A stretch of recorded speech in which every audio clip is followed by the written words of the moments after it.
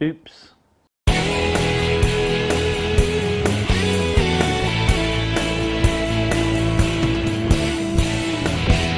Hello fellow CNC nuts and welcome. Today's video is just a quick update on yesterday's one, how to set your router square to the tabletop. Thanks to viewers' comments, I now know that this thing is called a tramming bar, and that goes part way to explain why the process is known as tramming. I also received a comment from Joshua Russell. He pointed out a couple of things I did wrong. The biggest of which is I used my Z-axis bearings to adjust my router square to the tabletop, and that is wrong. Those bearings should only ever be used to adjust the Z slide square to the tabletop. What I should have done is I should have taken a square, made sure that that was square to the table, and then put the tramming bar into the router.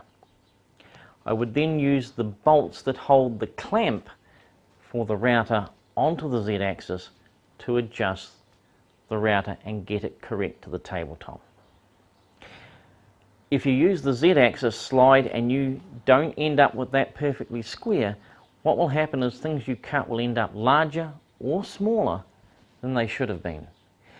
You will also find that the sides of your material may end up with steps in them, because the router will be coming in on an angle.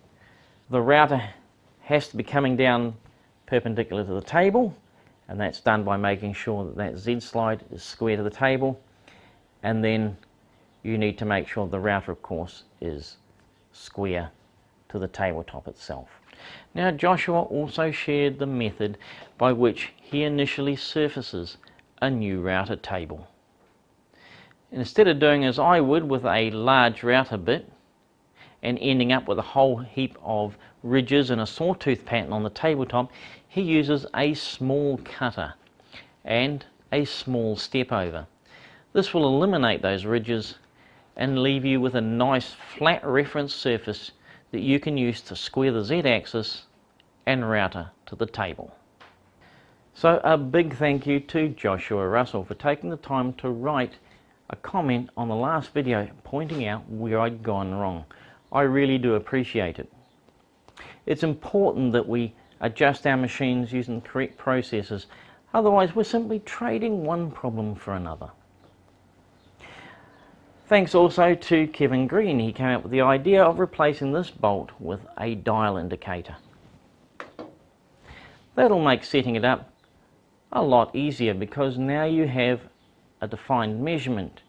You can measure on one side, take it round to the other side, measure the difference between the two, and adjust the router mount by half that amount. That should make the whole setup a lot quicker. Well, that's all we have for today. Thank you very much for watching.